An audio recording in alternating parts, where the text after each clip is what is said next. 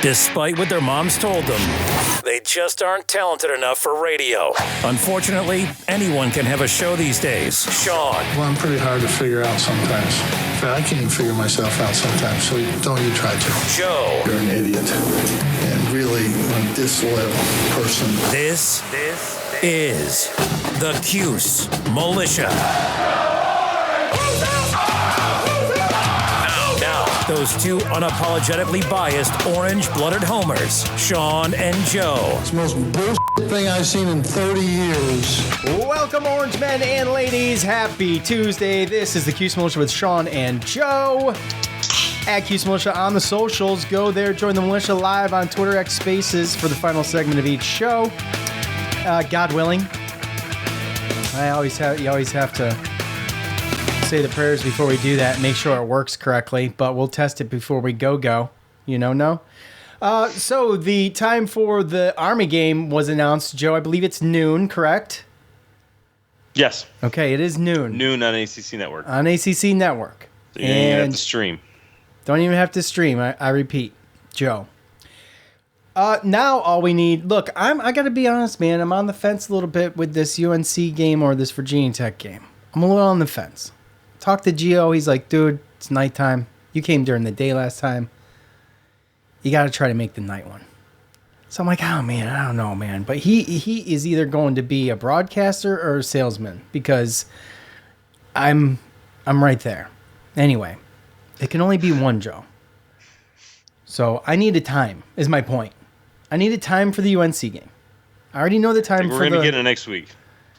Okay. Well, we already got a time for the Virginia Tech game, 7:30 on Thursday, which makes things a little difficult, by the way. But that's like they have that game every year. You're talking to me like I'm the one that's making the decision. Well, I'm just saying it just makes things a little difficult. Like not for me. If I want, I understand. Pretty sure I could get the days. I got the PTO. I can get the days. Man, first world problems. I don't. What am I going to do? Yeah, Enter Sandman at night would be something else, though. Dude, I get it. But that one would be super hard for me. So I know. I'm just saying, man. There's going to be a decision that's going to need to be made before October 7th. Okay. I mean, I think they know that, Sean. Okay, I'm just saying. I mean, are you speaking to me or are you speaking I'm to in general. In general, UNC? You and the 10 people that listen to this show every week, dedicated. I mean, let's be honest. I mean, Army's next week. They just announced it. They still haven't announced Clemson either. They play this game where they wait to see how everybody's doing, and the networks decide whether or not they want to put some of these games on prime time to draw eyes. Right. And it's a money grab, just like everything else in the NCAA. Money grab. All right. Yeah. That's all I got. No, I'm just saying. I mean, we beat Purdue, and then all of a sudden they're going to say we're going to probably be prime time with Clemson because of everything that's happened with us and Clemson in the past, and that everyone's going to assume that we're going to beat Army and we're going to go ahead and be 4-0 and have Clemson come into town, right? So obviously that's the money grab. I mean, I just don't. I mean, I love but how prime long do time. you wait for the North Carolina? The one thing, yeah, I know that's the problem. Depends on what they do too. Here, the one thing with primetime in the dome is the dome is the dome regardless of what time it is, and I guess it's fun because it's going to be on a Saturday night or whatever, and we can all enjoy some extra cervezas and have fun. But under the lights, man, is just special. No matter what sport, really. I mean, honestly, racing, I get it, football. And I'd much rather North Carolina game be a night game, to be perfectly honest with you. It'd probably be a little bit more expensive for you. You're probably looking more like hoping it's a afternoon game. I'm hoping it's right at 12. What about 3:30? Would that be? 3:30 is fine, but at 12 would be great. I could leave here at freaking 7. I can even get some tailgating in. Be get there by 10:30. Do an hour tailgate, smoke a cigar, drink a drink. Go into I hope you're going to tailgate. That's why I would rather it be 3:30. Yeah, I hear you. Makes sense. Get a little bit of tailgating in, I mean, the last time we tailgated, it was pretty good. It was. I won't have Man all the that grill a gear, little though. bit. That's the thing. What's that? I probably won't have all that gear. No, yeah, but I can break stuff. All So right. Well, we'll figure that out when they give us the game time. The all-time series between the Orange and the Boilermakers sits at 1-1. The first of the two meetings was in 2004, where Purdue shut out Syracuse 51-0. I was led. We talked about this last year. It was led by none other than no. It was led by none other than the one and only Kyle Orton, who went 16 for 30 for 287 yards, 4 touchdowns. Last year, Syracuse. They were leading 25-15 at one point, and then we all remember what Charlie Jones did to us, 180-something yards, I believe. They hooked up for a 55-yard touchdown, and it was 25-22. Then with 6:41 left, a missed field goal by Purdue's kicker Michael Finneran, with 2:54 left to go, and then Schrader was good. He was the man through the air. 181 with 3 TDs, 83 yards on the ground. Led rushing too. They're coached by another first-year head coach, is Jeff Brom. He was recruited by Purdue from Illinois, Ryan Walters was recruited by Purdue from Illinois. Jeff Brom is gone. He's in Louisville now. Yes. Their record llast year was 8-6, 6-3. They entered last year's game against the Syracuse at 1-1. And they, after the loss to the Orange, they actually went on a 4-game win streak, which kind of justified our win there a little bit, right? Mm-hmm. 3 of the team's biggest stars from last year, they've all found homes in the NFL. You got Payne Durham, who we all love to hate. That he was obnoxious last year, remember? He's with the Bucks. I believe all these are still set in stone. I got this from Nunes. Aiden O'Connell, he found a spot with the Raiders, and Charlie Jones is a Bengal. So, those are the 3 big names out of the offense last year, and they're all gone. So filling in for Aiden O'Connell is Hudson Card. He's a Texas Longhorn transfer. He's a dual threat guy. I think he's very similar to Garrett Schrader. I watched him last weekend. Talented passer. And, he can scramble. And, the one thing, Purdue, they lost, like I mentioned, 2 of their best receivers on offense, but he's got some weapons. And, it's mostly because he's a talented guy. And he has that extra depth, that extra level, being able to use his legs. So I expect to see a lot of that between both of these guys. I think we're going to have to rely on the same thing. A couple of safeties left, or one of the safeties left last year, Sanusi. Is that how it is? Sanusi Kane and Cam Allen. They're both back, but corner, Corey Trice, he's actually now with the Steelers. And then, dude, you got 5 in Jalen Graham, who was a linebacker, is now with the 49ers. You got 5 guys from last year's team who went on to get drafted in the NFL. And we beat them. Yeah. Put that into perspective just for a second. That's huge. I'm sure there's a couple more. Maybe Joe will hit up on those. I just feel like Purdue could be 0-2 coming into this game. I think the Virginia Tech game was unfortunate for Virginia Tech. They kind of let that. They came back.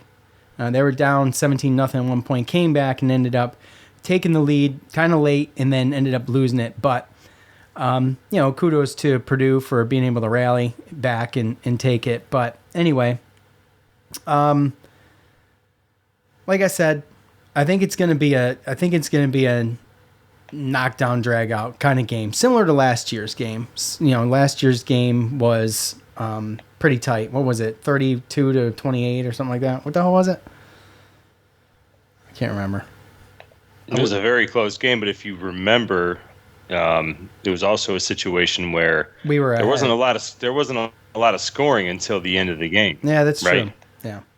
32-29, but you have to remember, Purdue was up 9-3 at halftime, and then we were up 10-9 at the end of the third quarter, and then we scored 22 points, and Purdue scored 20 points in the fourth quarter for a 32-29 game, right? So, you don't really know where the points are really going to come from. Atomic pumpkin time. Pumpkin spice, all the things. Have you had an atomic pumpkin yet, Joe? I have not. Have you seen him at Wegmans? I have not been to Wegmans as of late, but... Oh, you need to go. You need to get you some atomic pumpkins. Go ahead with your with your preview, Joe. Sorry. No, just I mean, I kind of looked into the matchups that they've had already. Obviously, Purdue, you mentioned, is 1-1, and they've obviously played Fresno. more difficult opponents than we have. Correct, but Yeah. losing, just looking at that first game, losing to Fresno State. Fresno State's quarterback kind of had a day. I mean, when you look at it, Fresno State had more penalties. They also had they threw an interception, and Purdue didn't even have a turnover. And I mean, the quarterback went 32 of 45 for like 370 something. It was 4 touchdowns. And they still rushed for over 119 or somewhere around 119, 120 yards on the ground. When you looked at Purdue, they were very even in the rushing. I think they only rushed for 109 yards. And then they ran 30 times and threw 30 times. And, it was kind of a shootout, 39-35. But when they turn the next week and they go to Virginia Tech, and they go from throwing there's a lot more plays in that game, but they threw 34 times, ran 46 times. It's more balanced offense, though. Well, I mean, they were a more run-heavy team against Virginia Tech. Virginia Tech, Grant Wells, he did throw 2 interceptions, but he was 16 of 33 for 243, 2 touchdowns, 2 interceptions, and they had the 2 turnovers Virginia Tech did. It was 17-17 going into half, and that game almost had a 6-hour delay. Purdue scored the game-winning touchdown in the fourth quarter, but overall, to me, the way I'm kind of looking at it is Purdue's still kind of trying to, they're still trying to figure it out. I mean, they do have Hudson Card's a solid player, and Devin Maccabee's, he's a solid running back there. He did well against us last year, but I mean, you can see that the receivers are kind of all over the place on who gets, consistent. I mean, they're not really balanced. The guys that did get the first game didn't really do that great the second game, and it just looks to me like that team kind of struggles, to me anyway, Purdue, defending the pass, at least that. The one thing that did stick out to me was that they held Virginia Tech to own 22 carries for 11 yards rushing. So Virginia Tech did not have, a good night rushing against Purdue. So I think it's pretty obvious that Purdue is more of, I mean, they're better stopping the run than they are the pass from what I have seen so far this year.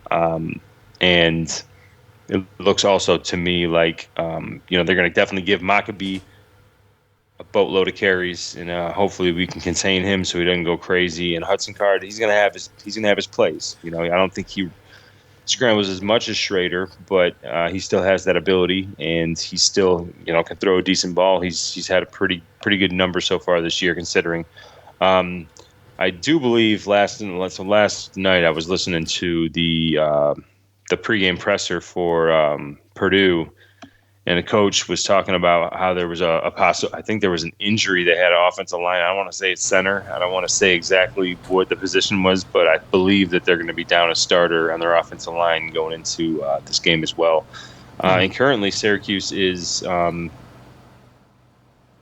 a 2.5-point favorite. So yeah, would they open at 3.5 or something like that? I don't know exactly what it opened at, to be perfectly honest with you, but 2.5 at Purdue, and yeah, so I mean that's kind of all I got. You hit a good chunk. Obviously, they're missing a lot of guys. There are a lot of holes on both sides of the ball. Missing a lot of guys. There was transfers.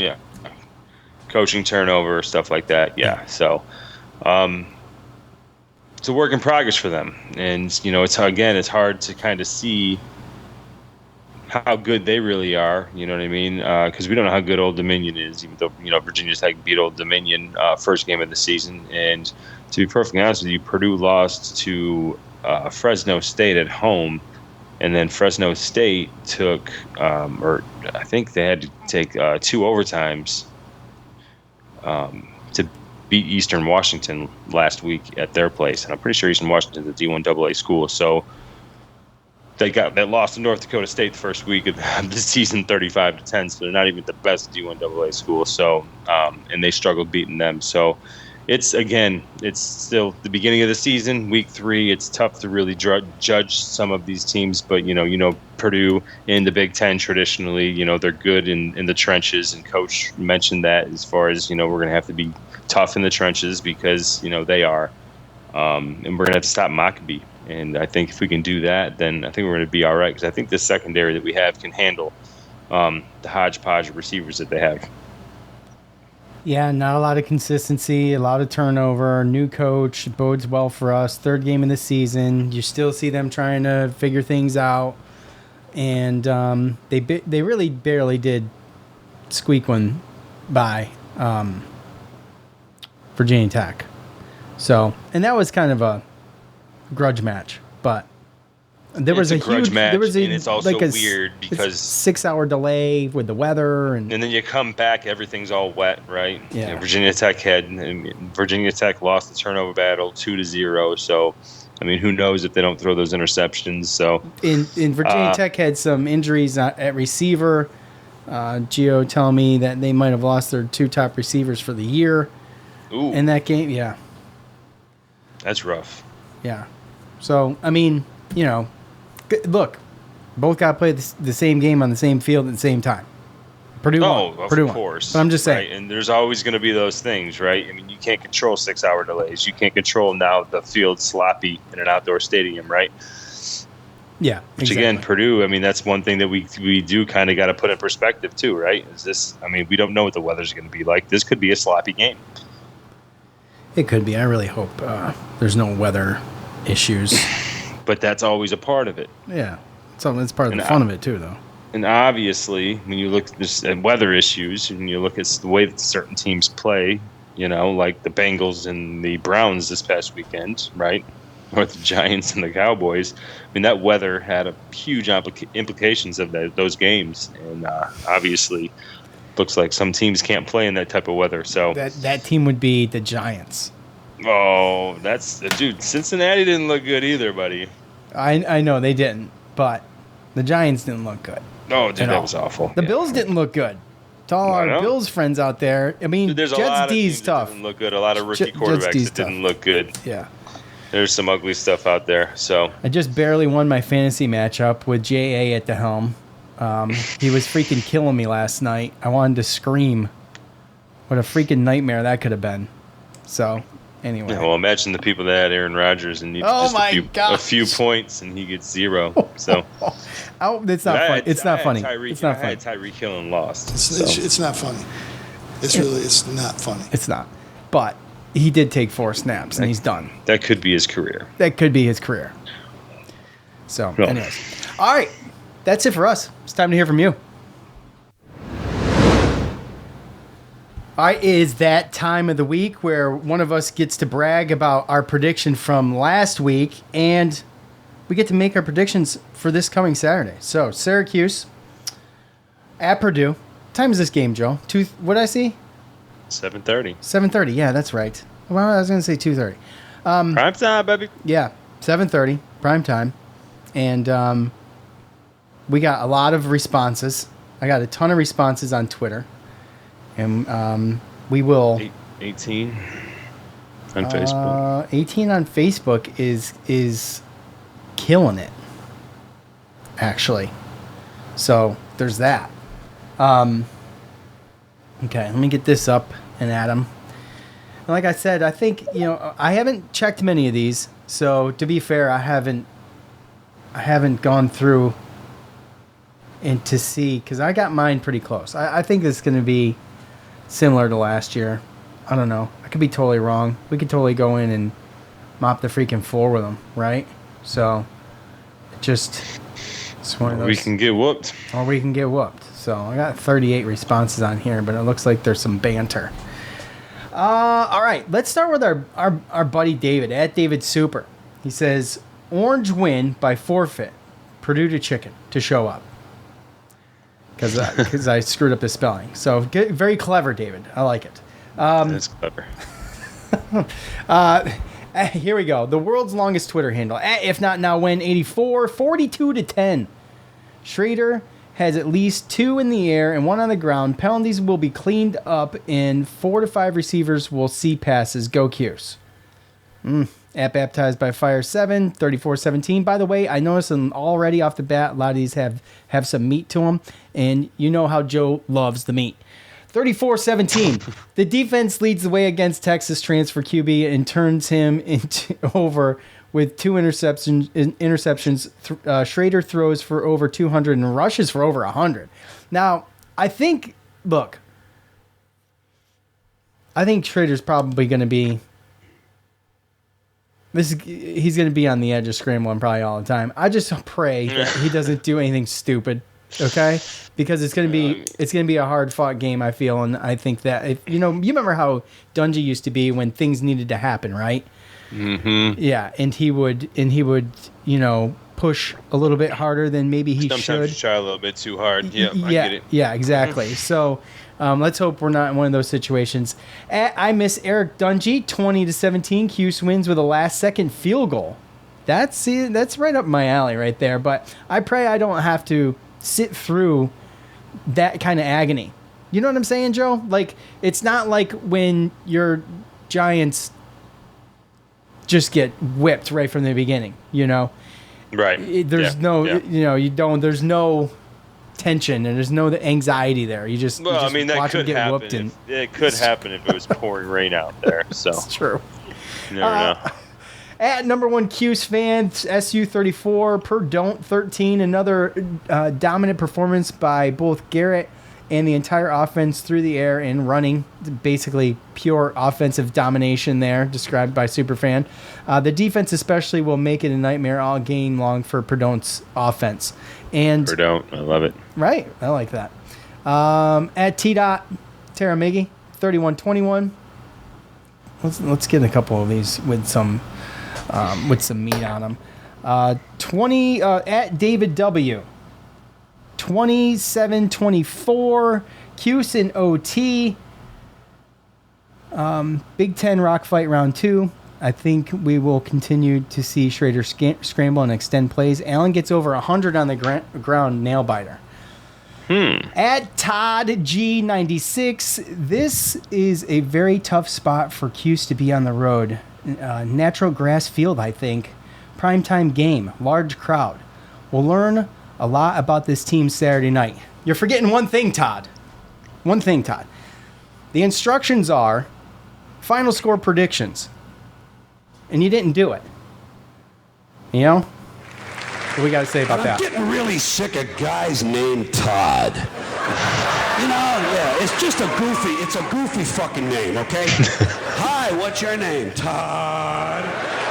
I'm Todd. So, anyway, Todd. All right, we digress. Let's see. Noah, our buddy Noah on Twitter. Syracuse 38. Purdue 17. The Cuse dominates in primetime, and receivers continue to impress without Gadsden. Look for LeQuint to step up in the receiving game as well, and that's something we haven't seen a ton of, Joe. And he barely got to. I mean, he's got 3 touchdowns last week, but he barely got to show off the moves last week. So. Yeah, but he got the touchdown. I know he got the touchdowns, and that's probably why he's. He could be happy leaving the game like that, but. You want to, these guys want to go out there and want to make plays too, and he totaled 20 yards, but the 3 touchdowns, the icing on the cake, and absolutely acceptable. At Cuse Waterboy 2.0, Syracuse 31, Purdue 13. LeQuint Allen has a breakout game. A lot of people are on this bandwagon right now. The mob swarms them, causing a few takeaways, and Syracuse football announces to a national audience that we are back. That's what I'm talking about. All things SU on Twitter. Syracuse starters play a full game for the first time all year, 42-17. All of a sudden, we see fair weather fans complaining that they can't get it affordably. That could be the case. A good prediction. That's the next excuse. Yeah, go ahead, Joe. Hit me up with some off of Facebook real quick. Well, we got a top fan, Nadal. He's in there, beating beating Virginia Tech at home is impressive, but Cuse pulls it out 28-21. I think they used the run game more this game. They didn't use it as much to not give away the plays the previous games, plus our main receiver potentially injured. There's really not a lot of, no meat on Facebook. A lot of guesses. There's another Jeffrey Diana. I think they can beat Chicken. Going to be a 3-score onslaught. Okay, 3 scores. Let's push it. Yeah, let's see. Mark on Facebook, 47-2 Purdue, and then somebody comes back and says not even close. My buddy Sabo, unpopular, but Purdue 23, Cuse 17. And probably the last one that we got here that's got anything, that's got a little bit of substance here, but Syracuse opened up as a 3.5-point underdog, but then the line quickly shifted to a 2.5-point favorite. Cuse wins 31-21. So to me, that's kind of crazy. It's a big shift. Because That's a 6-point shift. So you know where all the sharks and all the bettors are going on that one. So interesting. Yeah. You know, it's really tough to judge the power of it. Look, I know they're putting up a lot of points. You sent me the graphic. I retweeted it on Twitter. Josh Black tweeted it. Yeah, I retweeted Josh Black, actually. Teams with a top 10 scoring offense and defense. It's Oklahoma and Syracuse. So, hey, when you're up there and you're in the stat, right? But opponent, yeah. I got to break out the opponent level card, man. I do. But you do. But absolutely. But the thing about it is that's a lot of scoring SU has done. It's a lot of scoring to do 2 weeks in a row. It's pure domination. So they what they're telling everybody, to say the very least, is that we called off the dogs too, right? Huh? We called off the dog. What do you mean? To what? I don't really think that we were really. Oh yeah, we were running the ball a lot. Yeah. It wasn't like we were out there to score. We were out there running plays to run the clock out and get out of there, right? Right, and with that said, it's tough to do, especially 2 weeks in a row, and you got to throw out the opponent card, but it's a lot of points. At the very least, what Syracuse is saying is, give us a freaking challenge. We're ready. So they're ready for Purdue. They absolutely are. So we'll all get to see what they can do with it, because obviously they need a challenge. There's going to be something coming. So we're not gonna know what this team is until they start playing teams, because as much as you can only play what's in front of you, right? So at the end of the day, regardless of who their opponents are, you have to be happy with the fact that they took care of business. There's been seasons in the past where things have gotten a little sketchy. I remember a Villanova game that was super sketchy, right? And some other games that we probably shouldn't have had to, wait for the second stringers, or we should have seen their second stringers and we never saw them because the starters had to play to win the game. And I'm just happy and thankful that we have done that and we have proven that. Again, we move forward to the next one and got to do what we got to do. But I think absolutely they're ready. You look at that defense, the offense. It looks like they've been clicking on all cylinders. You don't want to be like Boston College, just struggling to get by. You know what I'm saying? 28-31, Holy Cross. Yeah, no, we don't want that. Yeah, exactly. By the way, I saw it was texted by Tony. You were in that group text, right? Could you believe that? Boston College Holy Cross had 40,100 fans in there. Isn't it a local rivalry, though? It is in-state rivalry. It is. But we had an in-state rivalry, too. NCA&T and Duke, whenever they go and play Duke, that whole stadium gets sold out. Yeah. Because of the A&T fans. Right. So I'd be willing to bet that it was because of the Holy Cross fans that they had that many. Look, they figured they had a shot because Boston College sucks. So you're probably right. They don't look great. They don't. Can't wait. Blood in the water on that one. Okay, Joe. It's time. It's time to go over last week's. Okay, and I know we got more, but we did plenty. I think we get it. Okay? Yeah. Let's go with one more. At Jello Zump, 19. 41-16, defense dominates. Schrader has a huge day in the air, and Allen becomes a big part of the passing game out of the backfield. Did I say that one already? I don't know. I don't think I did. Still sounded good if you did. Okay, all right. Fair enough. Yeah, a lot of people on the LaQuint Allen out of the backfield, LaQuint Allen doing something more bandwagon, and I love it. I do. Well, because I want to see everybody's rooting for that dude, and it's time for him to, like a couple guys said, it's time for LaQuint Allen to have a breakout game, and I feel like if we need it to happen, and it should happen during Purdue, why not? Right? So. Oh yeah, It's just it's a situation, right? Like I said, I mean Purdue held Virginia Tech to 11 yards rushing. 20. It's only 22 carries, sure, but like I said, I there is something there. Like we talked about, Purdue is a better at stopping the run than they are the pass on defense, based upon their first two games. So. I mean, I hope it happens. If we do, if all these people that are calling for LaQuint to have a great game, and maybe between him and Schrader and doing the read and Schrader throwing another 50 or 60 yards on there or whatever, if we can have a successful running day, then that means that's good, because that means that we're doing well. What else is in the back pocket too, Joe? Like you're not you're not opening up the playbook and going in too deep against Colgate in Western Michigan. Right. It hasn't been flashy. We've seen Schrader be flashy, but he's a flashy guy. But as far as the play calling goes, it's been basic. It's been vanilla, and we haven't seen them really open it up. There's some things designed for the LaQuint situation. Gadsden? Yeah, that's not funny.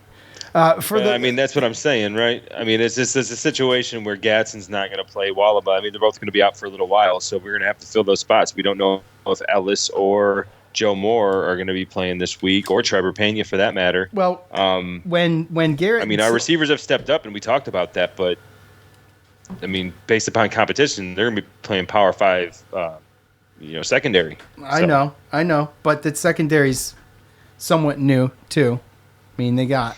Well, yeah. I mean, Fresno State threw for almost 370 yards, on them with 4 touchdowns. So, I mean, obviously that option is there. And to be perfectly honest with you, Virginia Tech, even in the rain, in a wet field, was better on as far as passing the ball than running. So, when Garrett Schrader said so confidently that we were going to see Joe Moore and Kalen Ellis, you have to wonder if maybe they were already ready and they just, to play it safe, like we've talked about, just kept him out of the Western Michigan game just to not chance anything, give him another week, to... I would love for that to be the situation. He said it pretty confidently, and I don't know how players can call those shots, but, I'm going to hold him to it. I mean, I would love to be able to grab those two guys and possibly a Trevor Pena and say, okay, well, we just lost those two, but now these 3 can play, right? Oh, yeah. Be huge. And I'm not, like I said, I want Gadsden back. It's just adds that extra layer. But with that said, I've been impressed with what we have as options besides Gadsden, and even in the Colgate game, you saw it. So I'm as far as like being worried about it, that's not where my worry is. My worry is on the offensive line. And if we get Joe Moore and Kalen Ellis back, I'm at least feeling a little bit more confident coming into the Purdue game. Yeah. So. Okay, so with that said, Joe, last week, what was the final score of that game? 48-7? Yes, sir. My guess was 49-7, and your guess was 45-3. You were a smart ass and made us resort to the actual score because you kept the spread the same, which is clever. It's clever. But you lost anyway. So we're 1-1. Going into Purdue, Joe, 1-1. You take Colgate. That was a good pick, man. You were 1 point away. I know, and I was thinking as soon as that first 75-yard run for Western Michigan got taken to the house, I was like, oh my gosh, our scores are gonna be so far off. But yeah, that was it. So anyway, I think it's going to be a tough game. I think it's going to come down to, much like the last game, like I said, 2 previous times, maybe survival of the fittest, man. Cream's going to rise to the top at the end. I think Syracuse ends up pulling away. I'm going to say 34-24 Syracuse. Wow. That is a great pick, Sean. Thanks, Joe. Means a lot coming from you. Why do you always get to pick first? I won. You picked first last week and you lost. I know. so Well, I guess you got to be resorting back to you making. I guess you got to be quicker than that. I don't know. Yes. Like Big Daddy. I win. Look, if you win, you get to either receive or defer. How about we start that? Oh. Okay. Sorry. Okay, we can start that. All right. That's fine. Okay. Because I would have had you go first last week anyway, so it's fair. All right. It's fair. I see a lot of high scores, by the way. There's a lot of high scores. Throughout the there is, and throughout that's the obviously predictions. based upon because who we're playing. But I'm gonna go a little bit lower. You went. I'm gonna go. Holy smokes, brother! Spit it out. Like this should be figured out before we get here. 30-24. You're going 30-24. Wow. Okay. Syracuse. All right. Okay. It's not the same spread. So I know it's not. Like. I know it's a pretty easy one to figure out. I know I'm not like the best at math on the cuff, but it's a pretty easy one to figure out. I was just writing it down. Okay. Well, look, it's going to be exciting. Primetime game. Where's the what's the city that they're in? What city is Purdue? West Lafayette. Oh God. Yeah. It's a mouthful.